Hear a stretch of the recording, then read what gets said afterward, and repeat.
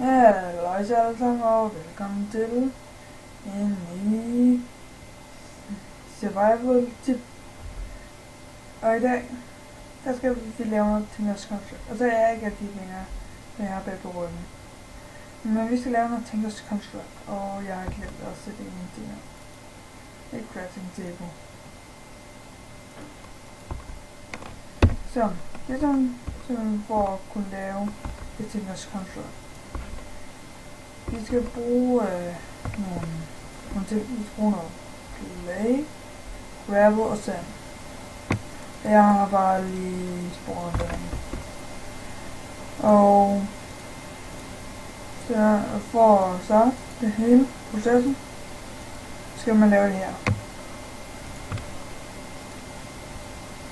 Og stack det her, det er ikke nok. Vi skal have 4 stacks. Og det prøver vi bare ind i ovnen.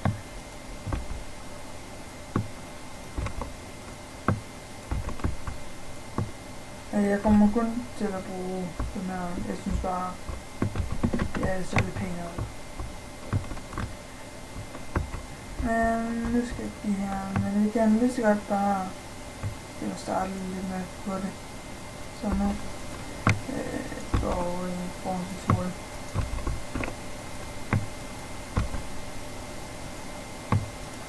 Men det som vi skal lave som start. Vi skal starte med at lave, undskyld vi kan lave noget bare for. Vi skal lave sådan en controller her. Og så får vi den her bog. Og så står nogle ting i hvad vi skal gøre. Og jeg ved her. Og de her ting her, det er dem vi skal bruge.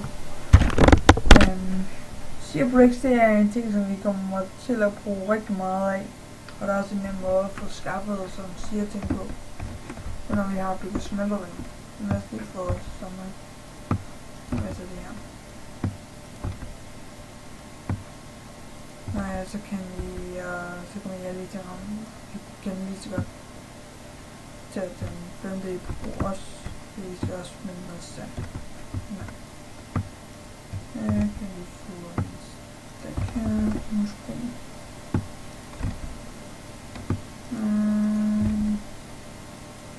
En mere, tak.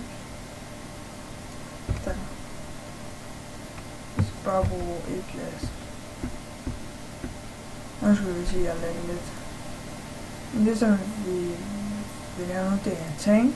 Det er næsten lidt som en controller, bare med en glas i midten. For at vise sådan her. Og den skal vi have lavet i. Så skal vi bruge en masse af de her shear bricks. Og hvis jeg har lavet sådan en lille platform her. Ja.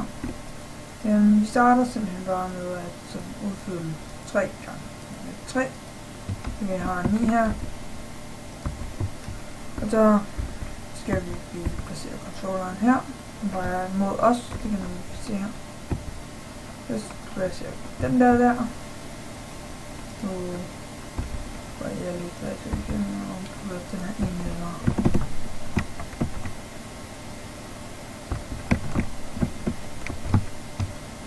Sådan der.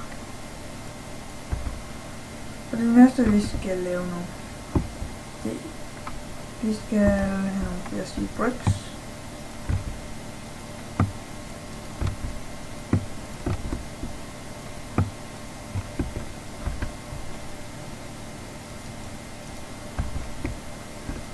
Vi skal lave sådan her, så vi kan tabe tingene. Eller tage tingene. Så skal vi have sådan her. Så vi kan få blokke. Så skal vi også have sådan her. En casting. Og vi kan få ting. Og hvis vi sætter den her. Og man skulle tro, at den skal være sådan her. Ja. Men det der hul der, det skal vi ikke have. Det er lige en pickaxe. Ja, det er også lidt dårligt. Jeg er lidt dårligt til at se. Det er bare sådan der. Wait. Men vi skal enten sådan her. Så kan vi så det her og det der. Og så skal vi lige have en omgang. Så vi har en tapper. Vi kan tage tab ud. Jeg ligger sådan her og sådan her. Og så har den faktisk startet. Dog ikke. Fordi når den her inde, den har noget ild i sig, så vil den sige, at det hele det fungerer. Så skal vi have nogle flere af dem her.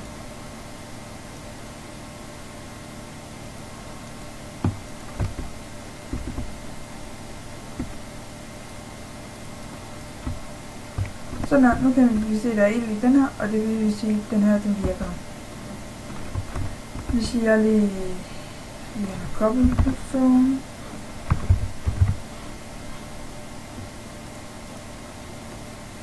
Skal jeg ikke bruge så mange, jeg skal kun bruge 9 stykker. Hvis man holder til den og klikker, så kommer der så mange ting. Men den kører ikke, fordi vi har ikke noget at lave her. Når jeg har lavet sådan en crucible og fået lave, jeg kommer til at bare lige lave sådan her. Jeg kan stave. Det er en godt. Er det med? Det er sikkert. Ja. Men sådan. Det går jeg ind på den anden. Men sådan er den sådan set startet, og nu skal vi sådan set have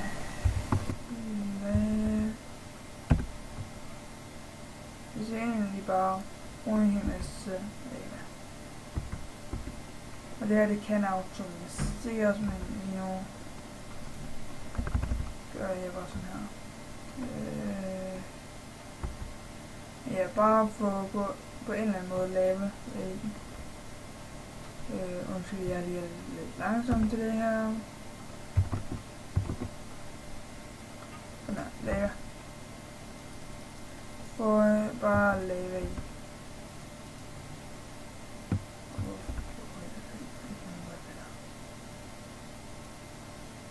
Nå. Den her, den bruger lave til at køre med. Og så man kan se her, så fylder den her bare op. Når det her er helt, så kommer der væske her i. Jeg kan se, det her det ser normalt ud som kobbelstone, og du kan gå ud, men det kan du ikke. Det viste sig bare, at det er i gang. Hvis vi lige hopper tilbage til, kan man faktisk bygge mange lager. Sådan der. Sådan. Så er der kommet et lager mere på. Når du så kigger ind i den, så er der lidt mere stof i. Og det kan du gøre så højt som overhovedet vil.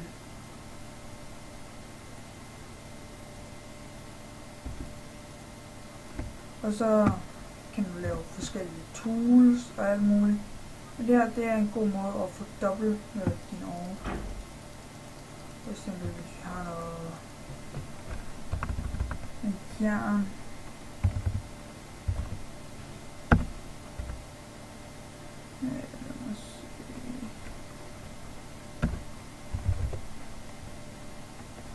For eksempel hvis vi har noget jern. Hvor er det her? Jern og det er sådan der.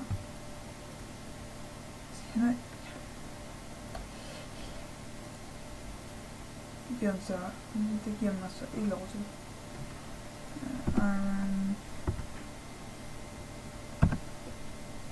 Så tager vi bare en blok. Så gider den. Men hvis vi gør det her, så kan vi se, jeg skal tænke sig lidt noget guld. For kasse, så skal man bruge guld.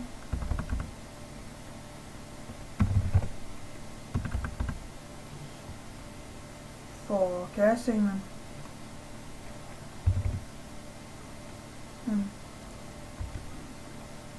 Og derfor så skal du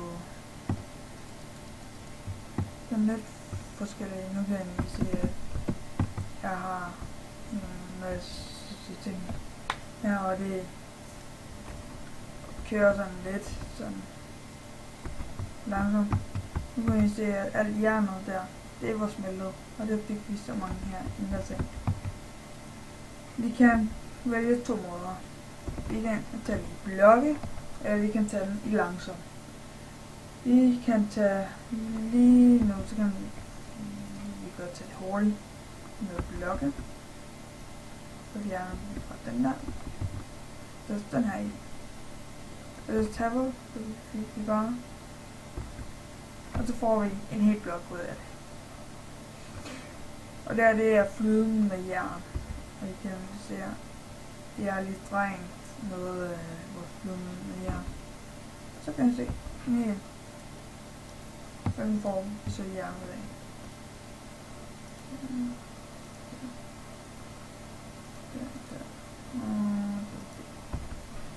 Men hvis vi så vil have enkelt, vi har ikke nok til at lave en blok, så tager vi i en eller anden form, som har sådan her enkelt. Så tager vi guld eller elektron i og kaster. Så skulle man tro, at det hænger fast, men det gør det ikke. Så prøv at se her. Prøv at se. Vi får den her shear bricks tilbage. Og hvis vi så går ind på jern, det gør man bare ind og trykker på den. Så får vi en enkelt. Dem som der har lidt problemer med det her Tinker's Construct, det her, det er en god måde at få hjælp på det. Og ja, jeg håber I har nyt videoen, og ja, til vi ses en anden gang. Bye bye.